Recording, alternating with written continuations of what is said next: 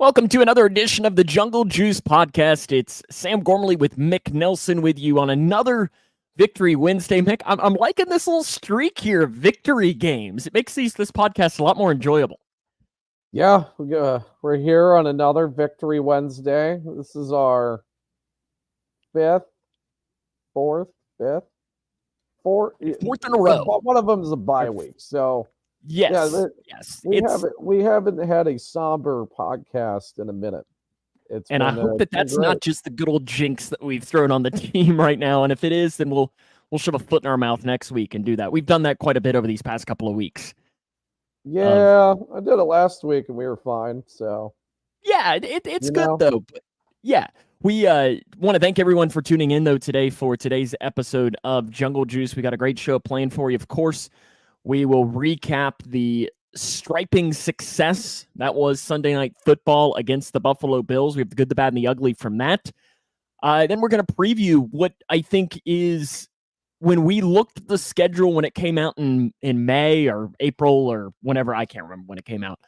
I think admittedly, Mick, we both kind of just, that was one of those games that we just immediately W. Like, W, it's a win. It's perfect. We can move on. It's great. It's an easy one. But now all of a sudden, this Texans game is a little bit more interesting. We're going to have to dive into that, especially because the Texans injury report is extensive. And by extensive, I mean like 23 players deep. We're going to have to break all that down. We'll let you know about all of that.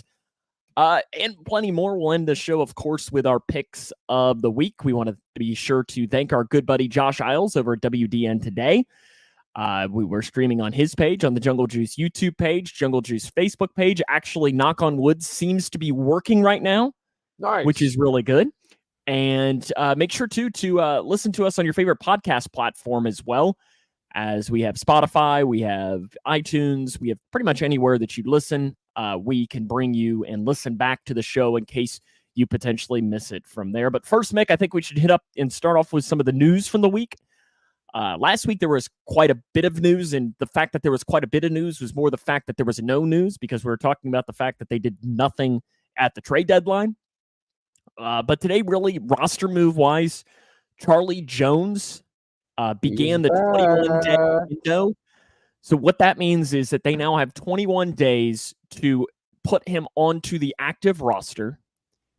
And if they would wait through that in that 21 days, he would, and not activate him, he would immediately go back to the injured reserve. But he was a full participant in practice today, which to me says, Mick, that there's not only a good chance that he will be back in that 21-day window, but he could even be back on Sunday. And I think that's an underrated add to this team. Yeah, we got our punt returner back. You know, the last time we saw him play, he had the longest touchdown of the season, and it still stands as the longest touchdown of the season, and was also the first punt return we saw for a touchdown since, when was the last one before Charlie Jones? It's got to be Adam Jones. Was it Pac-Man? It has to be. I would imagine. We know it wasn't Darius Phillips. We considered Brandon it a win. Tate or somebody, or it had to have been Brandon Tate.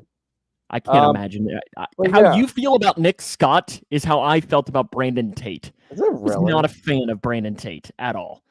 I was not, but I don't need to get on Brandon Tate. I don't necessarily blame you there. Yeah. Speaking of Nick Scott, he did something.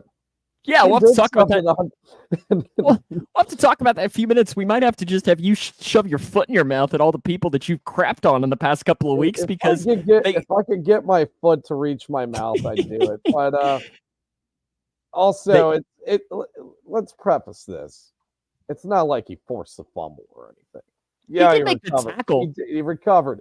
He went low and made the tackle on the play, so he at least gets like partial credit, but the ball was poked out by someone else.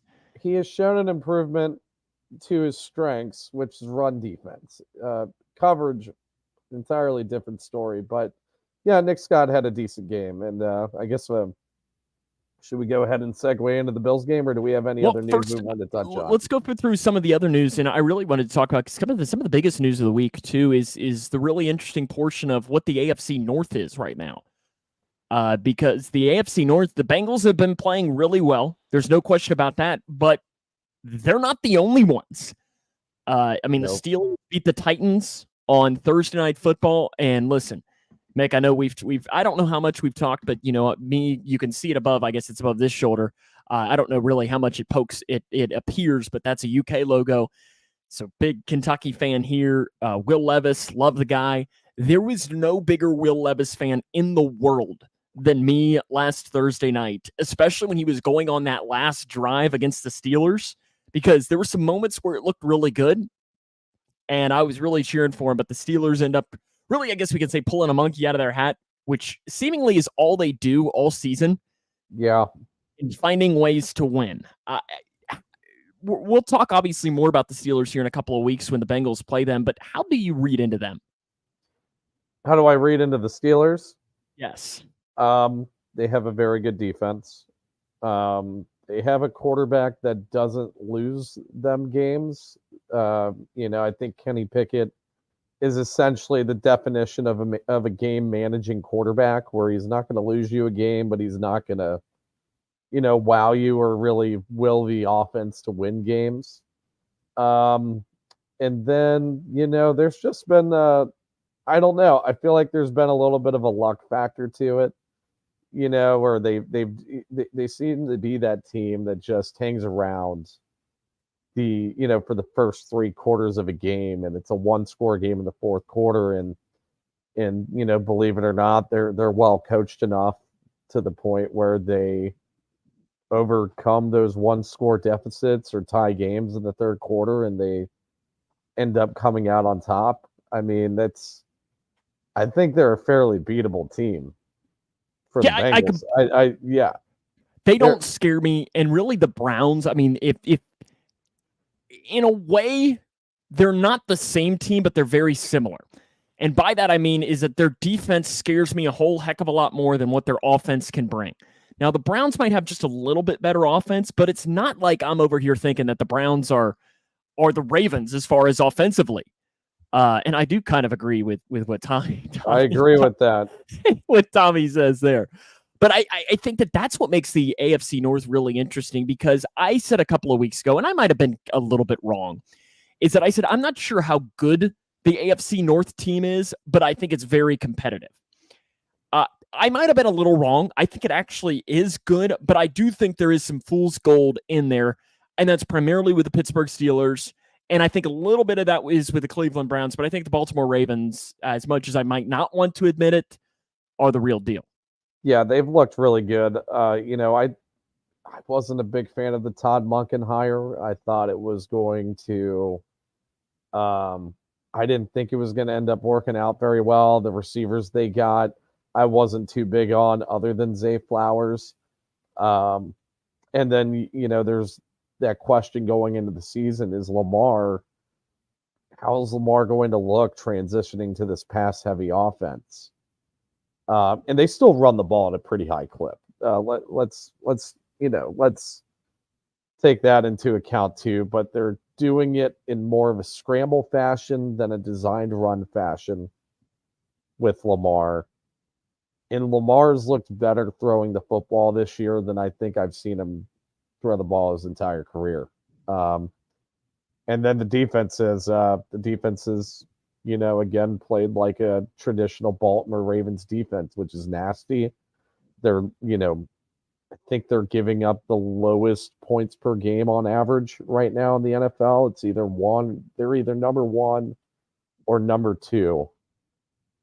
And, yeah, I was totally wrong at the beginning of the year when I thought that we had there was a clear, regression candidate in the division, and I thought it was Baltimore, and I think Baltimore may look like the best team in the league right now.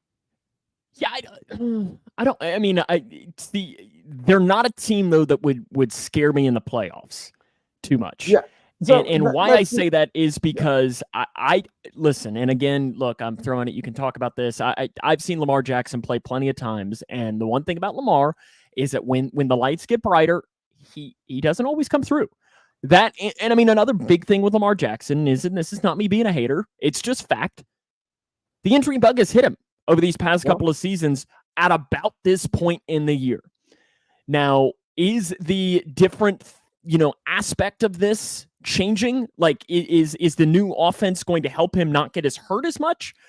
I don't know, but that to me, if Lamar stays healthy, it's going to be really tough for the Bengals to win the division, especially if they can't win next week. I mean, next week is such a big game against the Ravens, and we'll obviously talk about that on next week's show.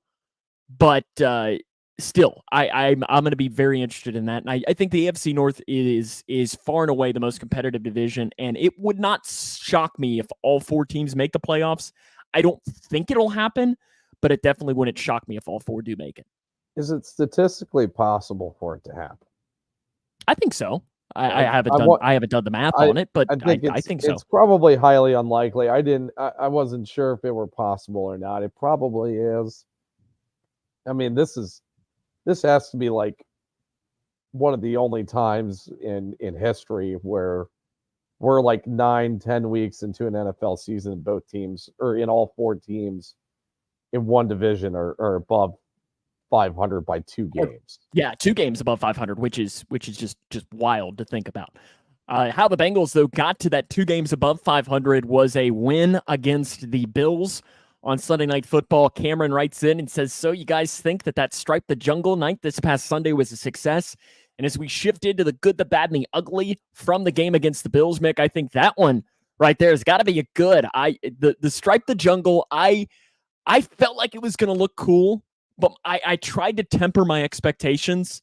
It was really cool. It was awesome. I think that deserves its own category. We'll put it into like we'll start with it. Awesome. Great category. Yeah. It was, and I kind of agree with you. I was like, let's take the whiteout, for example. It's kind of easy to tell everybody going to the game, hey, wear white for the whiteout. This requires a little bit more communication in terms of, making sure everybody knows what color to wear in their section. And it just really works out for the Bengals because, tiger stripes, and it looked awesome. It was probably my favorite theme event that game that they've had in any game that I've gone to in my lifetime. So I have no doubt this will be back next year. Maybe we could do it for a playoff game if we get a home playoff game this year. Yeah, I think it looked really cool. It'll be interesting that in the case let's say the Bengals only get one home primetime game next year. Like, would they make one of these like the 425 game? Like, how are they going to pick between those two? It'd be interesting, but if they keep on winning like they are, I don't think there's any question that they'll get 2. And I think really what the NFL is looking at as well is they're seeing that they're doing cool things and it's a great atmosphere, which I think combines to make it a more watchable game. Yeah.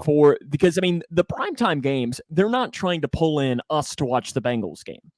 They know we're going to watch no matter what. What they're trying to do is to get the fan, like that game on Monday night or Sunday night. They were trying to get the Jaguars, the Cardinals, and the Seahawks fan to watch the game. The guys who wouldn't have watched it.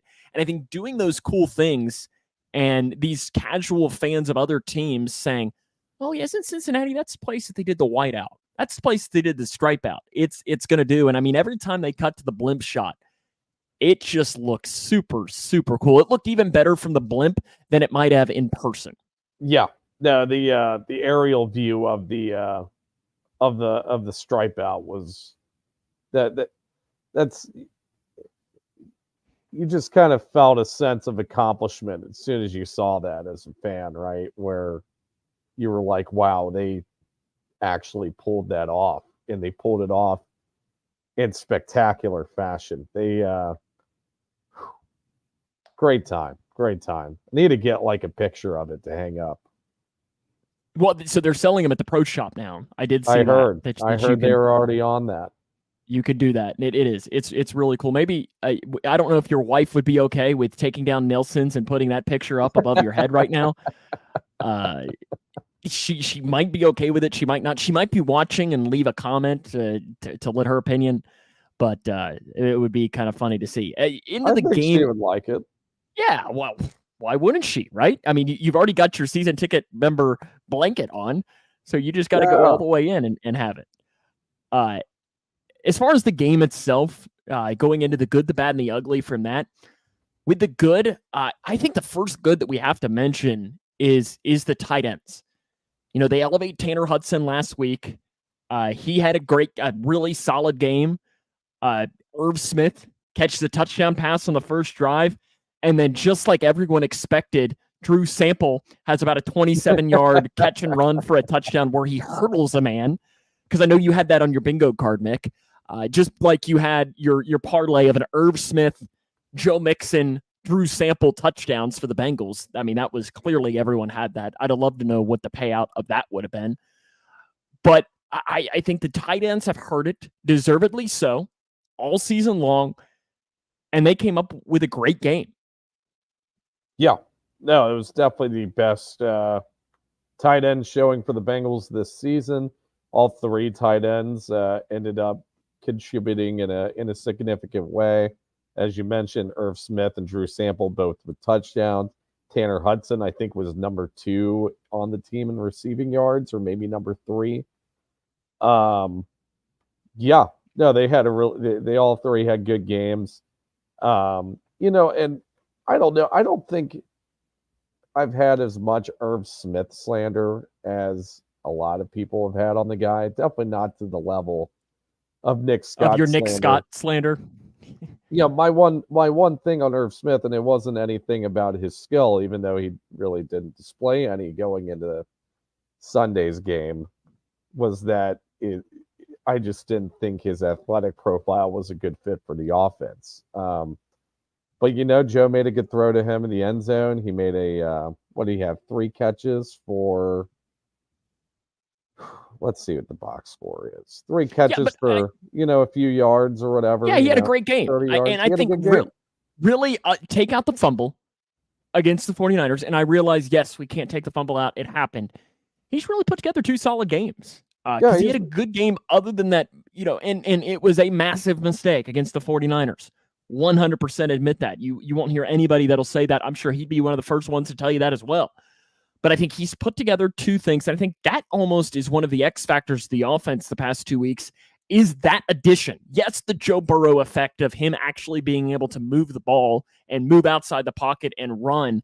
But I think using the tight end a little bit more and getting production out of the tight end has really taken the offense to the next level. Yeah. It's I don't know if it's the most ideal situation at tight ends, but the fact that they were able to actually put together a good game, despite the fact that Jamar was pretty much blanketed for a good portion of the game. Now, Jamar did come away with 4 catches for 41 yards, but that's not the statistical output that we're usually seeing from him. But the fact that they were able kind of to pick up the slack a little bit from anybody other than T. Higgins, that was that was great for the offense, and you can see that Joe's starting to trust his weapons a lot more as the season goes on. Yeah, without question on that. Another one of the good for me is, I mean, we can throw Burrow in there. I think he kind of goes without talking right now. He's playing really good football right now. Oh yeah, and he's controlling the offense the right way. And again, I think he's going to be one of those guys that if the Bengals win, more than likely he'll be in the good category for the rest of the season. It'll be tough for him to play good and the Bengals not win, just with how good of a quarterback that he actually is. Another one of the good for me was the start of the game. And NBC ended up putting up a stat in the game. I went back and rewatched at least the first half of it last night or night before last or something. And I learned that the Bengals, since the start of the 2021 season, are 21-2 when scoring first. That is an ungodly stat. Because I know when the stadium and they announced that the Bengals wanted the football, I was kind of like, ooh, interesting. Because I'm kind of in the realm of wanting to defer because then you can try and go 2 for 1 at the half. But now that I'm hearing this 21-2 when scoring first since 2021, are you just wanting to take the ball every single time now? Yeah. So here's the one thing, and it's not like I don't know how quantifiable it is, but they say something about slackers, and and they have it on their resume, and I'm talking about myself when I say this, but operates well under pressure, which is usually the only times that I like to operate well. I think that's a part of this offense's resume, is that they want the pressure to be on them immediately. And yeah, they don't have the opportunity to go 2 for 1 at half. So if you take the ball first, you need to be up by at least a touchdown going into halftime to have a good chance of winning the football game. So yeah, I do like, and I think it's risky, yes, but I do like that, they're taking the risk and they're putting the pressure on themselves to go out and dominate to start games. And I think it sets the tone early. I think it sets tempo early. It's making other teams play catch up. Yeah, I'm a fan of it. Yeah, I completely agree. I mean, and it's hard to go against the numbers. I mean, 21-2. That's stupid on how good that is, as far as numerically for this team. I mean, you do that, you're going to win a whole lot of football games. He's just, winning 21 out of every 23 as well. And I do agree with what Riley says here. Defense plays better under the pressure as well. I think there's a lot of truth to that. And I think this defense also plays better, and really any defense does, when they got the lead. I think this Lou Anarumo defense is built on more of the philosophy of bend but don't break. Yeah. And if you've got that cushion, you can play a lot looser, which I think is a highly underrated thing for this defense. Is they play better when they're ahead. And I know that could probably be said about any defense in the NFL, but where they get that opportunity to just play defense and not have to worry about, if we don't get the stop, the offense is going to go down 2 scores, or it's going to be a 10-point game or something along the lines of that. I like that aspect of it. Yeah, just to touch on the defense playing really well under pressure as well. And I hadn't really dug up any statistics on it, but it seems like they're forcing red zone turnovers at a very high rate this season. And maybe it's recency bias, right? Because they had 2 against San Francisco last week, and they had the one against Buffalo with the Dalton Kincaid fumble. They had the Seattle. They had 2 was it 1 turnover and 1 turnover on downs? 2 turnovers on downs and a turnover, which to me, a turnover on downs is a turnover. Yeah. It's a turnover. I mean, they have been unbelievable at that statistic. They've been clutch. They've been absolutely clutch in the red zone. And yeah, the bend but don't break philosophy works well. As long as they're not getting in the end zone, you can give up field goals or force turnovers, and you're probably winning a lot of football games. So another guy in the good category, and we haven't really said of him in the good category a lot this year, is T. Higgins. He had a good game. T. Higgins had a great game. Let's see what the stat line was. 8 receptions, 110 yards. It seemed like he was kind of Burrow's go-to target, with Jamar Chase getting doubled, and also just it seems like Jamar was taking just an awkward or big hit anytime he had the ball thrown his way. But yeah, T took advantage of his opportunities. He moved the chains at various points during the game. It looks like he's back. Yeah, that's a great one to throw in, and I think another one for me is just really the defense in a whole. They play pretty well. I mean, that's a good Buffalo offense, and I think one of the stats that stands out to me the most is, and you've got the stats here in front of you, Mick, but I'm pretty sure if you look at Gabe Davis, you're not going to find him on that sheet, because I don't think he had a single catch, did he? You're going to find 2 targets. 2 targets, and nothing else. And Stephon Diggs, you take away the one play where It was DJ Turner, I believe, missed the tackle on him, and he had about a 30, 35-yard gain. They did a good job on Diggs as well. Yeah, it didn't seem like Diggs was really much of a factor in the game until late.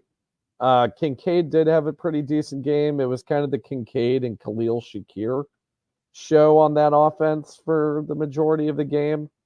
And if Khalil Shakir is like your number one targeted receiver, it means the defense is probably doing pretty good. And to put in the really good category for the defense, I want to put the coverage unit in there, as you just mentioned, holding the Bills receivers to fairly modest numbers. They weren't, robust in any sense. CTB had a great game with the interception. Cheeto had a few nice, had a couple of nice pass defenses or passes covered. And then really the thing that I really liked, and this is going to sound crazy, but the touchdown drive at the end, yeah, they gave up a touchdown to Stephon Diggs and gave up a 2-point conversion, but they also let the Bills run, I think, half of the clock out during that drive. It wasn't like they were giving up a giant play, for a touchdown. They were, the Bills were marching down the field, but it seemed like they were in multiple third down situations. So they're running 3 sets of downs for every, 10 yards on a lot of sets there. And yeah, it was great, like burning clock defense. So I was very happy with the defensive performance. They really showed out again. Anytime you hold the Buffalo Bills to 18 points, you did your job. Yeah. I think that's 100% agree. Exactly what you should go on. Do you have any more in the good? Oh, wait, I have one in the good. Brad Robbins. He had a good game. You look at his stats, and they're not going to pop off the page. But as far as just the average one, and right on cue, Tommy comments the same thing. Absolutely. For that exact reason, is all 3 of his punts that he had, I don't think the yardage-wise was much, but that's because all 3 of them were inside the 10 and kind of averaged in that 8 to 12 yard mark, which is perfect. He did his job exactly what they needed. Tommy, good minds think alike there. Yeah, no, I thought Brad had a really good game. Pinned the Bills in the 10 or the 20, whatever he needed to. And then he bailed out the Bengals on one of the series of downs in the second quarter. That's the only thing I have in the ugly category. Yeah, we'll get to that in just. I do too. It's kind of. So how about the bad? And which is that next tier down, I don't really have much as far as that. I what I was going to throw in there, and it's more just based on some of the things that happened, ironically enough, on that drive, was Alex Kappa. Just because he was a couple of those big penalties in the game. Mm-hmm. Now that kind of ties into that because he's not been that guy. So I think for one game I can throw Alex Kappa in the bad. Did you appreciate though what Alex Kappa said in the Sunday Night Football intro portion? No, what did he say? And now, of course, I'm not going to remember exactly what he said. I think, and I'm sure Riley or Tommy can comment what exactly he said, but I think he just said like lumberjacks or something like that after it because he went to Humboldt State. Is that the Humboldt State like mascots, the lumberjacks? They're not. Oh. Lindsay, we'll come. Well, I see Lindsay, your question here, and I guess we can run into that here. The Money Mac, can you explain the play calling? Did not have Money Mac take the shot twice. Maybe you hit that. Are we talking about the 4th down and 6th? I'm probably assuming where Money Mac had an opportunity to try out for the 55-yard field goal. No, this would probably be in the third or fourth quarter. Okay, correct. This is the late I'm assuming, game one. Correct. Yeah, I didn't necessarily love it. Yeah. So that was the 4th and 5, right, where they went for it, or 4th and 6, something in that realm. It was so yeah. It would have been a 55-yard field goal. Mm-hmm. It wasn't very windy, but it was chilly, which does make the ball not fly as far. I don't know. Hindsight's 20/20 on it because Joe Burrow, Yeah, this Augie writes in, says they got a false start to push the field goal to the 60. That was the one in the second quarter, yeah. Which we could talk about when it comes to the ugly here, because that drive was awful. But as far as that play call, I think it was in the third or the fourth quarter that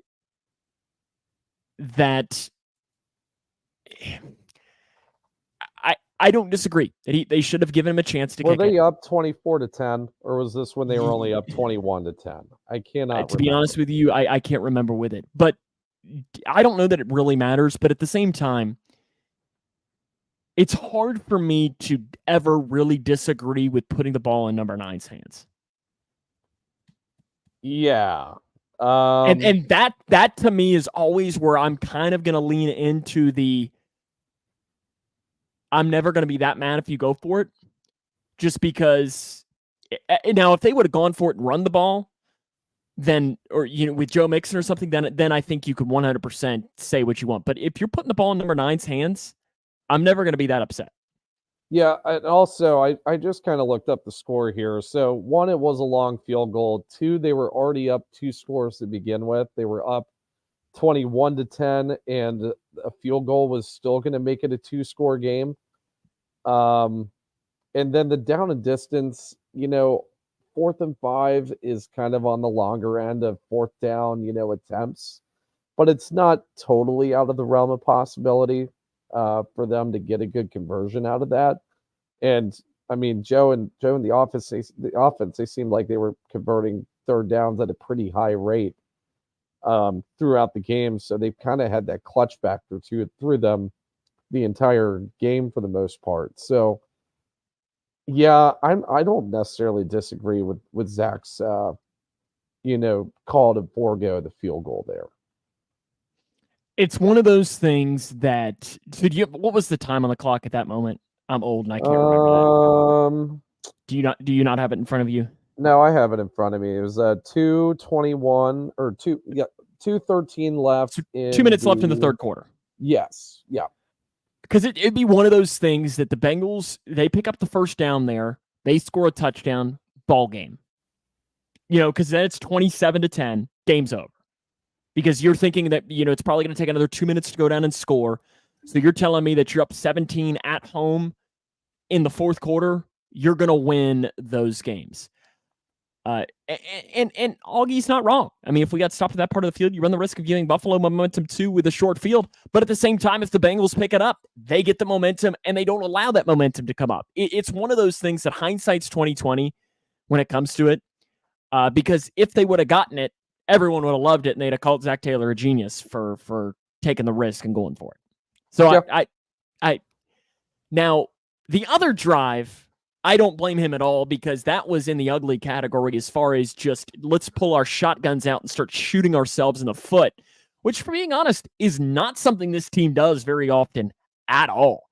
No. Cam Taylor-Britt gets a huge interception of Josh Allen, which I still don't really know what Josh Allen was trying to do.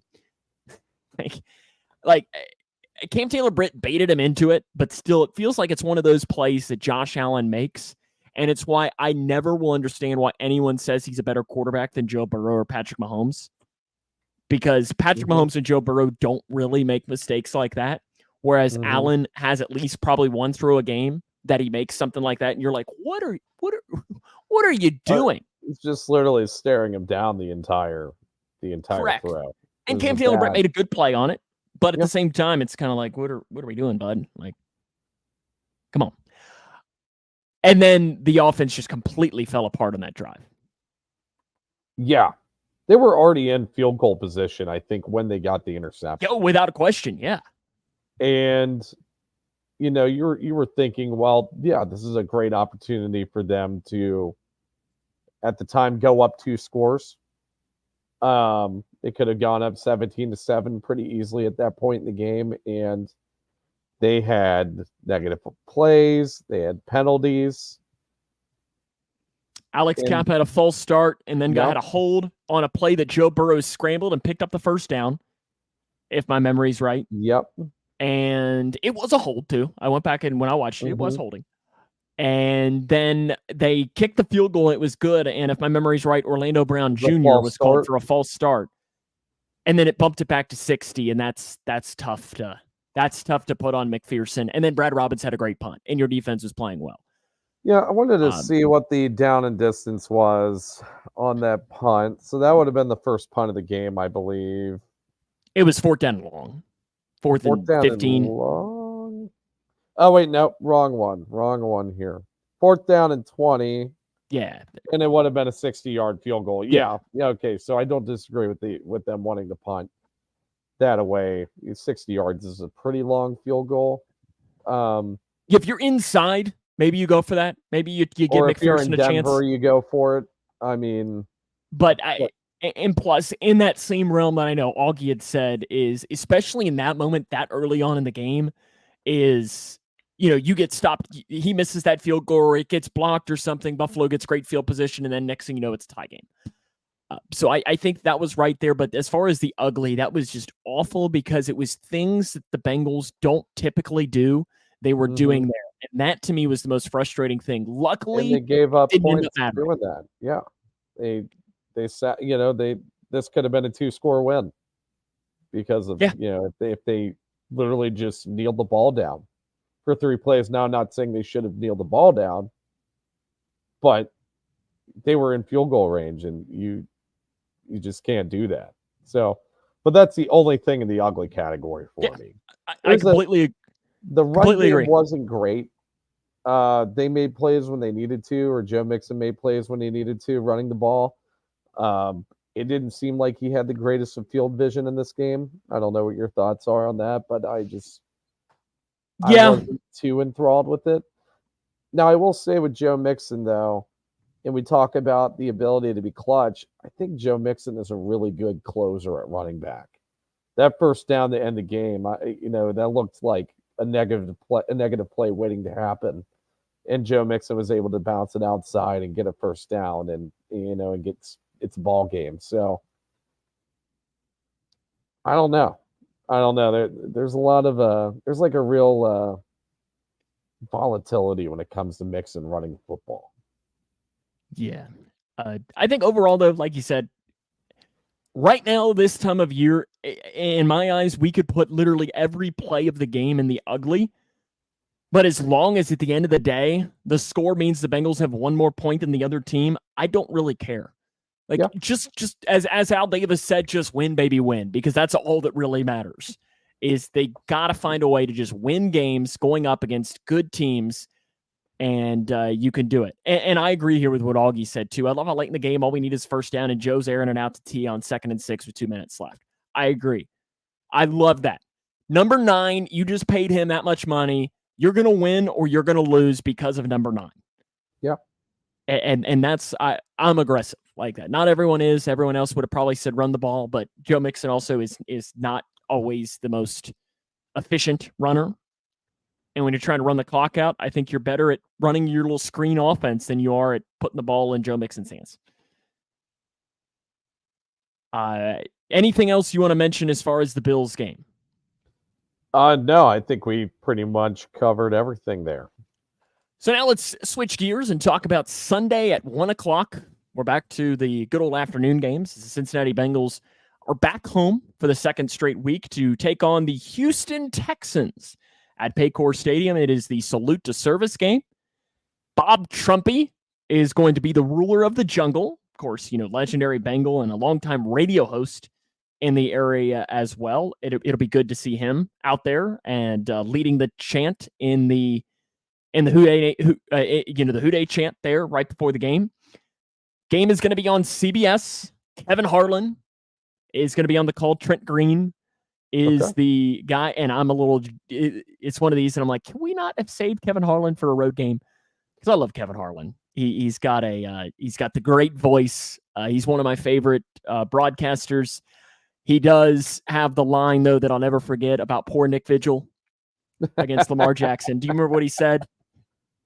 I don't remember what he said, but I have the play visualized in my head now. Lamar Jackson's running down the field and put a spin move on Nick Vigil, and I think Kevin Harlan live goes, "Holy, put him in a blender!" And I'm like, yeah, that's a great line. And now I can laugh about it. At the time, Houdini, it's great. He's fantastic when it comes to all of that. The official for Sunday's game, do you know who it is, Mick? Have you looked it up yet? No, I'm gonna guess. Okay, because I've got. Do you want to know? I don't know. Should I give you his stats? How about I give you his record in the Bengals game? See if you can't play it in there. Recent Bengal game. What's his most recent? I guess Bengals Chase game? put him in a blender, and Lamar was he's Houdini. Okay. Do you want us to know his record in games, or the Bengals' record in games he's officiated, and see if you can't pull him out, or do you just want to guess regardless? Well, give me Bengals record, but if you have the most recent Bengals game, I can't do that. It would be too much of a giveaway, I believe. I don't know if it would. He did 2 Bengals games, 1 playoff game, and he also did the game at the Titans last year. The Bengals are 5-11-1 in games that he has reffed. Clete Blakeman. Incorrect. Damn it. Good old double C, Carl Cheffers. Cheffers. Okay. The Bengals are 5-11-1 in games he's reffed. The one tie, if you pull this out, I guess there have been like 6 in recent years. Which tie was it that he was the on the whistle for? It's great podcasting. Let's go Bengals Panthers 2014.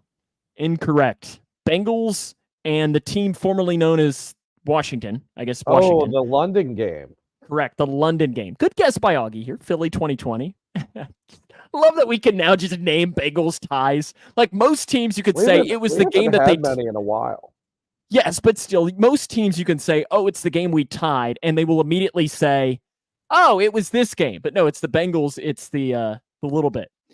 If it's the ref the Bengals hired or that Roger hired to rig the game in the other team's favor, I will skip the game. No, he hasn't done this. Yeah, right.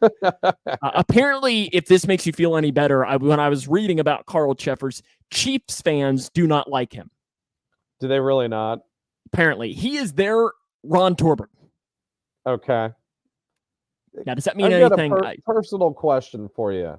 Oh, gosh. Who are you picking between these two? Torbert? No, not between Cheffers and Torbert. Ron Torbert?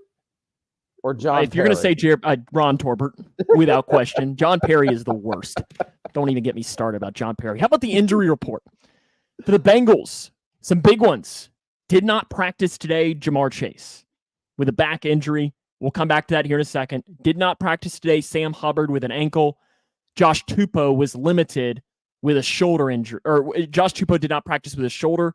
Jalen Davis, ADG, and T. Higgins were all limited.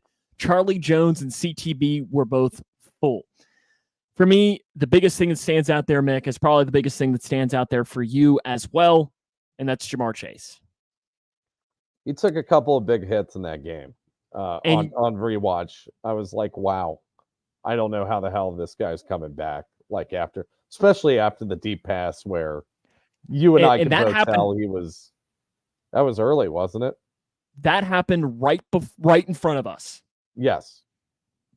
And you could tell when he got up, he kind of walked immediately to the sideline and was a little bit slow. I'm a little worried about that. But Blake does bring up a good point. Joe always does it without Chase. Watch Irwin go off. I mean, he has played well without Jamar Chase. He has struggled, though, against the Cleveland Browns. Yeah, one clunker in there. But, yeah, 3-1 without Jamar. That just proves how crucial number 9 is. But, yeah, I mean, you really wish Jamar could be out there, especially given how banged up the Houston Texans defense could be going into this game. We'll mention that here in just a moment. But I think for me, Jamar, tomorrow is going to be the day that's going to decide it. If he's limited tomorrow, I think he plays. If he doesn't practice tomorrow, I don't think he plays on Sunday. Yeah. And I think what you could easily see is Charlie Jones come back and get activated and have a role. Now, he wouldn't play the Chase role, but I think we've seen some good things from Trenton Irwin, obviously. We've also seen some good things from Yoshi. Yeah. This is the most deep or the most skilled I think, wide receiver room the Bengals have had in a long time. And theoretically, if they even wanted to, they can raise up. They've got a couple of guys in the practice squad as well. They've got Kwame Lassiter. They've got Kendrick Pryor. Could we see the actual Kendrick Pryor debut for the Cincinnati Bengals? Back? Yes, he's back. He was back. Oh, yeah, he's cool. Back probably 6 weeks ago. He came back to the practice squad. Oh, cool. When T got hurt, they brought him back. Okay. Because they weren't entirely sure, obviously, what the status of him would have been. Okay, are you ready here for the Texans practice report? Okay, the Tennessee Texans have 23 players on their injury report, including 9 starters who did not practice today. Are you ready, Mick? I got it here. Yep. I got to get a drink. I got to get a drink here before I. Okay. Go through them as fast as you can. Did not practice. Will Anderson Jr., starter, out with a knee. Andrew Beck, fullback, starter, out with an ankle, elbow, and shoulder. Poor guy. Probably would have been easier for them to list what he's okay with. Starting will linebacker, Blake Cashman, knee. Kaimi Fairbairn, their kicker, quad. Jake Hansen, backup linebacker, hamstring and hand. Poor guy. Brevin Jordan, backup tight end, foot. Steven Nelson, starting cornerback, a back and neck. Damian Pierce, their starting running back, ankle. Laramie Tunsil, their starting left tackle, a knee. Jimmy Ward, their starting safety, hamstring. Robert Woods, starting wide receiver, is out with a foot. Those are all of the players that did not practice. That's 9 starters that did not practice in today's game. Now on to the limited. Nico Collins, wide receiver with a calf. Jonathan Grenard with defensive end shoulder. Henry Tao, is it Tao? I can never remember how to say his name, from Alabama. He's out with a concussion. He was limited with a linebacker. George Fant, go Tops. Right tackle, limited with a knee. Titus Howard, their left guard, limited with a knee. Myjai Sanders, defensive end, limited with a knee. Derek Stingley was activated from IR. He was limited with a hamstring injury. Okay, full position players, full participation. Charlie Heck, Christian Harris, Josh Jones, John Mechie III, and Sheldon Rankins were all full participation. But I think if we're going just on the do not participate in practice, which again, it's still Wednesday, so there's a lot of time that can change. 9 starters didn't practice today. That's huge, Mick. Yeah. I don't want to correct you. Yeah, I don't want to correct you here, but I will. You accidentally said Nico Collins was a limited participant. He did not participate in practice with calf injury. According to mine, he says he was limited. This is the official NFL one. So, I'm on the Bengals. Yeah, this website. Is from the Texans. Okay. Says that he was limited. Regardless, Anyways, this is a long list. I haven't seen this long of an inactive player list or an injured player list since 2020. And that didn't really have anything to do with injuries. Yeah, I mean, and the biggest thing to me is these are some big guys. I mean, Will Anderson Jr., their number, what was he, 4th pick, 5th pick, at 6th pick, 3rd, yeah. Number 3. 3rd pick in the draft. Me. That's a big one. Your kicker. I mean, they had to have like a backup running back kick a field goal, and he hit it. I can't remember who it was. He hit it. It was. I think it was. Yes. Yep. Arike Ogunbowale's brother. Dare. I think is his first name. Yes, you're right. Steven Nelson, starting cornerback. No relation. Back and a neck. You all look identical. Laramie Tunsil. That's a big one. I mean, your left tackle. You saw what the Bengals did when the 49ers didn't have their left tackle. Trey Hendrickson just starts frothing at the mouth. He gets so happy.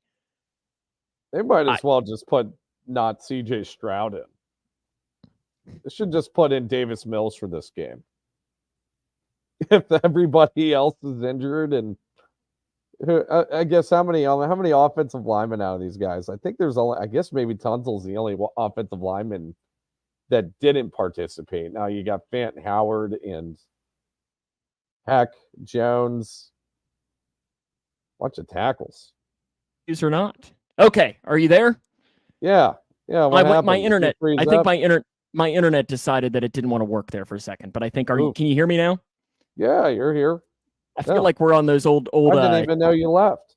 Oh, did you I'm not? just rambling on. Oh, well, I hope I don't know that anything you just said went off. Went over air. Well, but what did you say? We can say it again because I didn't get to hear any of it. So I wasn't sure. So the only offensive lineman that didn't participate was Tunzel. But I was thinking there were more. But they did have two that were limited. George Fant, starting right tackle, and Titus Howard, who's their starting left guard. Leroy, are there no other quarterbacks on the open market? Sam Howell, Leroy. Is Sam Howell available in your league? Speaking of that, now that you're saying this, I did make a claim for Sam Howell in our league, and I highly doubt I got him, but I hadn't checked today. So thanks for reminding me. You're welcome. Do you know who I'm looking to get? I did not get him. I am looking for. In fact, we both put in a claim for Sam Howell, and we did not get it. Who the hell got him? I don't know. I give up on that league. Screw that league. I don't like it. I really put together a real dumpster fire of a roster here. Let's go into the game itself though, and let's start with the Bengals offense against this Bills defense, against the Texans defense. For me, I didn't update my sheet. I just used the same one and updated every week with the information, but I forgot to change that point. So when I looked down, I just read it. I would call the Texans, a mid-tier defense. They are in most of the rankings. They're decently good against the run, average against the pass. They do have some good defensive linemen, if healthy. Will Anderson hasn't had necessarily the numbers, only 2 sacks this season, but Sheldon Rankins is a guy that, is always a really solid defensive guy. Mm-hmm. But if you look at that, the injury report, there's multiple guys on there that'll be huge, but I think this Bengals offense can clearly move the ball against them. Yeah, I would say this is probably in the bottom half of defenses they've played this far. I would say it's pretty comparable to Buffalo. The Bills defense. Yeah, I think it's pretty comparable where the front four doesn't necessarily scare me. Now they do have Will Anderson who might play, and the Jonathan Grenard's been having a pretty decent year, but Malik Collins, Sheldon Rankins also up there. I mean, it's an okay up front four, but it's not like, anything that's really intimidating, I think, for the offense, or it's not really too much for the offense to handle. The linebacking unit, I think, is a little bit better than Buffalo's. They have Blake Cashman and Denzel Perryman as the 2 starting linebackers there. Both are pretty decent. But as a reminder, Blake Cashman did not practice today with a knee. Oh, jeez, please. So it's hard to keep on track of this stuff. So it is. But it's something that we want to definitely mention. Let's just assume he might play. Yeah, no, but I think it's something that, you mentioned that if he plays, he's a big aspect. But I think you saying that he's a big aspect and me putting him on the injury report is a huge story as well, because that's missing a big aspect of their defense. And that's why I kind of mentioned it there. For sure, yeah. And then defensive backs are pretty decent. Now, I'm not sure. So who the hell's on the injury report here? So Steven Nelson is the only one listed on their injury report that did. And then Jimmy Ward, starting safety, did not practice as far as their defensive backs. Okay. And really, that's it. So they did not practice it. And then Derek Stingley is coming back. He was entered into that 21-day window from the hamstring injury. Now, I'm sure that Joe Burrow would probably love to go up against Derek Stingley, former LSU guy. I'm sure Jamar would love to have an opportunity to go up against him as well if Jamar is healthy. Yeah. I think that would be a pretty intriguing matchup there. Derek Stingley, it's kind of weird. He was he had that wonderful freshman season at LSU, which I think that was on the 2019 championship team, if I remember correctly. Correct. And, I think he got hurt his sophomore year and then it just never really recovered. But yeah, no, that would be an intriguing matchup. If we're talking about the Texans offense, CJ Stroud has been very surprising. Very surprising. I totally thought he was going to be like any other Ohio State quarterback. trying to do something in the NFL. Yeah, no, I completely agree. I didn't think he was going to be an NFL quarterback, and he has been really, really good, and he deserves a lot of credit for that. He's been really good. Yeah. What, 470 yards last week? Yeah, rookie record 5 last tutties. week against the Buccaneers. Made some really good throws, and he's put the Texans in the potential to potentially even be in the conversation for a wild card spot, which I don't think even the most optimistic Texans fans thought that they had a shot of this year. No, but that just kind of proves to show how well coached they are, and how much, no disrespect to David Culley and Lovie Smith, but how much it means to have a legitimate head coach and coaching staff, take the reins, and also getting their franchise quarterback doesn't hurt. Getting an offensive coordinator that comes from the Shanahan tree. It seems like the Stroud experience is off to a good start.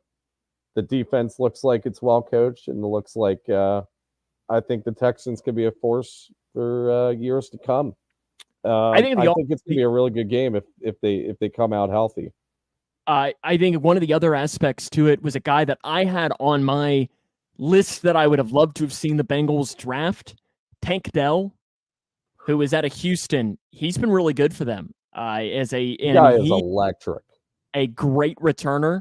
He was one of those guys that when Darren Simmons said at the combine or whenever it was that I want a returner to put the fear of God in the other team, I immediately thought Tank Dell, yes, please. Yes, he's great. I want him on the team, even if it was just that. Now, Charlie Jones has been great, don't get me wrong, but Tank Dell, he is the X factor that the Bengals, I mean, I don't think he's a Rondale Moore, or in that realm, or a Tutu Atwell.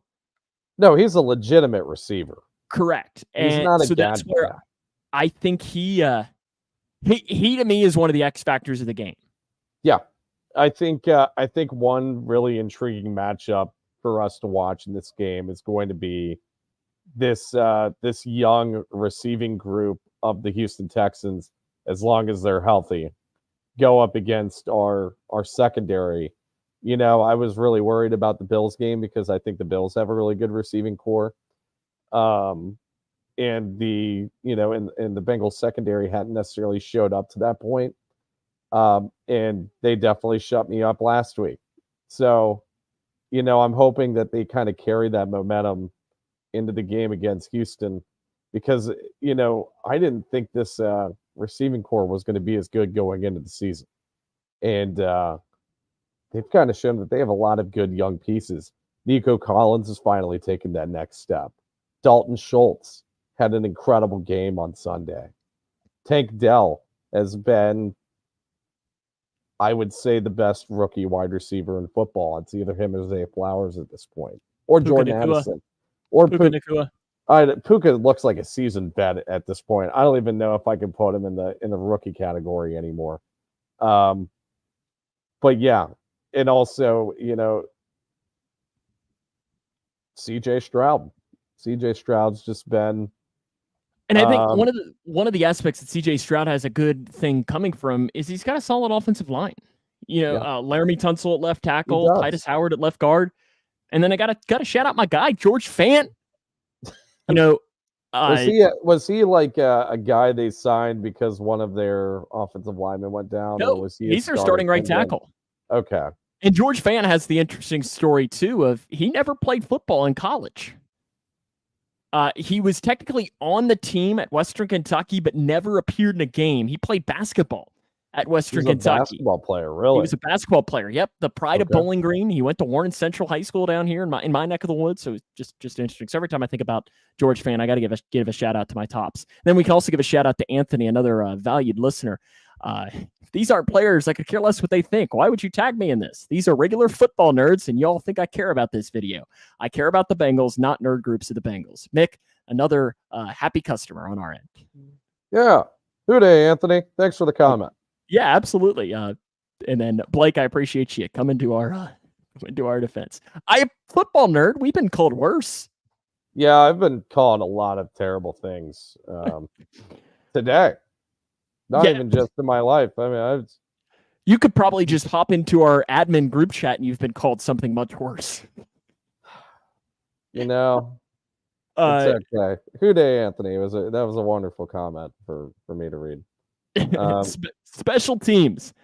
I think it'll be interesting, the Fairbairn injury, because I have not seen, and to be honest with you, I didn't really look much, if they tried out any kickers.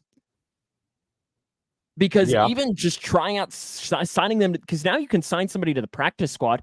Maybe Fat Randy is around, and I think Fat Randy got signed by somebody, but maybe Fat Randy could make his return to Houston for a one game only. And there goes his calf. Oh, we're making calf jokes again. Oh, which calf was it though? No, Fat Randy's with the Giants. Sadly, yes, he's with the Giants. Oh yeah, he is with the Giants. We were talking about that. We talked about that either on the podcast last week or something. But yeah, it's so sadly Fat Randy, and we're past the trade deadline too, so it's not like the Texans could trade a first-round pick for Fat Randy. Or maybe 3 or 4 first-round picks, because let's be real, he'd be worth every pick of that. One first-round pick for each calf he has, right? Yeah, that'd be cool. So yeah, Fat Randy's off the market. Who's the kicker we had? Not Jake Elliott. There was somebody that, because we were all pissed off with Fat Randy. He was the kicker. The guy he played. He played soccer at Louisville. Yeah, I can't remember his name. Was it Jonathan something? Jonathan Brown. Jonathan Brown. That's definitely. I think that's right. Maybe he'll play for the Texans. I don't know. Maybe I don't know. Sebastian Janikowski, come on down. Adam Vinatieri. He's only like 65 years old, but could probably still do it. Or maybe just that backup running back. He kicked the ball decently well. Okay, Mick, your keys to the game here for the Bengals and the Texans. Yeah. Let me guess. Is pass rush one of them?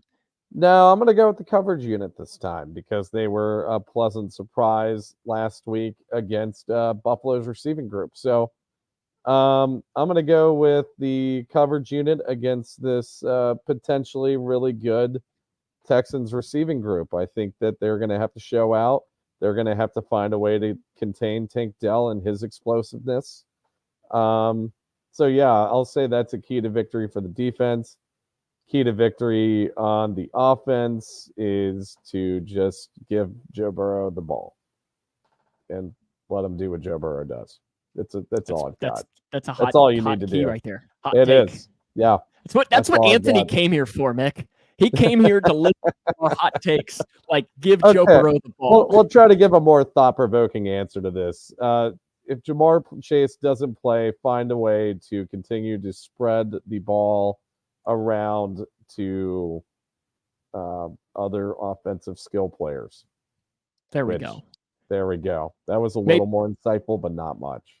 Maybe Anthony will be a bigger fan. I think Anthony needs to come on the show. Anthony, maybe we should invite him on. I'm gonna spam this guy for the rest of this week and tell him, hey, we really want you on the show. Please join. Good day, Adrian. Thanks for joining us for this. Blake says TB's gonna go for 100 in this game.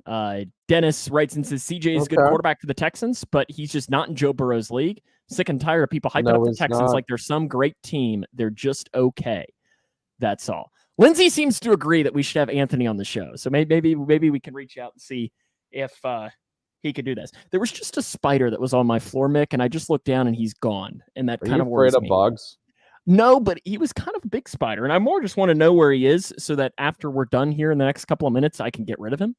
But now that he's gone, I'm just going to wait, and he's going to be crawling up my face or something. How about our picks? Our pick for this game. Do you want to go first or second today? I'll let you go first. I usually go first. I think you do. Okay, Peter Parker. Yeah. I mean, maybe I could be Peter Parker after the spider bites me here later, because I don't know where he went. He was just sitting on the floor over there, but now he's gone. Bengals 31, Texans 17. This game's not going to be close. Bengals dominate from the opening kick. It's not going to be close. You might see a touchdown late that brings it closer. This, to me, feels a lot like a Panthers or a Falcons game last year. Bengals 31, Falcons 17. Bengals 41, Texans 17. 41. We'll go another touchdown here. Touchdown and a field goal. I do agree with your sentiment. This does feel like a Falcons-Panthers game from last year. Now the Texans are a little bit better of a team, but one, they're banged up. Two, they just came. They're just coming off like the hardest fought game I think that they've had so far this season. So you can imagine they're probably going to be a little gassed, probably a little less focused after the game against Tampa. You typically see that, when teams have games like they did against the Bucks. So I think it's going to be a blowout, 41-17 Bengals. And then this too is a lot of it as well. That's their injury report. Yes, the injury report's very long. It is very lengthy, and that is another big reason as to why I think the Bengals handle this one relative. Now, it wouldn't shock me if this game is close. Yeah, it wouldn't shock me either. I would be very disappointed if the Bengals lose. Now, I'm disappointed every game, but I think this one would be. Blake says these games scare me. An average team against a Bengals team that's dominated two very good teams. It's not primetime at a game that may go under the radar. With that said, Bengals 31-21. I think there is an aspect of this that is very true, is that this is in between two primetime games, and really you could even say three. If you want to call San Francisco a primetime game, it was 4:25. It was technically 1 o'clock out there, but everyone's eyes were watching that. And on Thursday, I think an argument could be made it's the most important game of the season at Baltimore. So I think that there is some truth to what Blake says. And then after that, you've got the Steelers. So this is what you would call a trap game, but I really don't think trap games exist when Joe Burrow is your quarterback. Yeah, for sure. Also, another tidbit of information that's regarding the Texans game that's in the good category here is that this is the first time we played against Houston at home in a long time that it wasn't a primetime game where the team disappointed and lost. Actually, they might have done that They might have done that also the other year. Because I'm trying to think, anytime I've seen the Texans actually play here, I think the Bengals have lost. Well, like we've said, I asked you a couple of weeks ago, Joe Burrow, there's now two teams in the NFL he's not played. Texans? The Houston Texans, and do you remember the other one? And the New York Giants. So he'll be able to check that off his list. Yeah. No, it seems like anytime, because the last time the Texans were here, what year was that? That was 2017. Did they not play here in 19? I don't think they did. No, they played the Maybe they played the Texans. It would have been 19. The Texans would have won the division that year with Deshaun. No, I think it was 2017, week 2. One of those two awful Zampese games that got him fired. So that was one of them. 2015, the first loss of the season, I think. In 2015, Monday Night Football.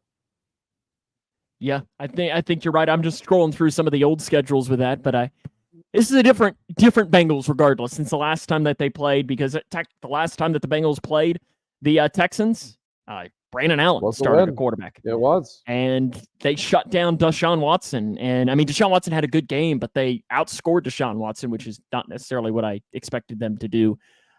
That's when we were feeling like shockingly good, because they had just that was right after they beat the Steelers on Monday Night Football, I believe. Yeah, I totally thought they were going to lay an egg against the Texans next week, just because of how hard fought that Steelers game was.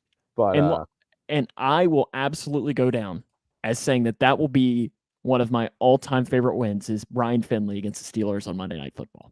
That will always go down as a great one.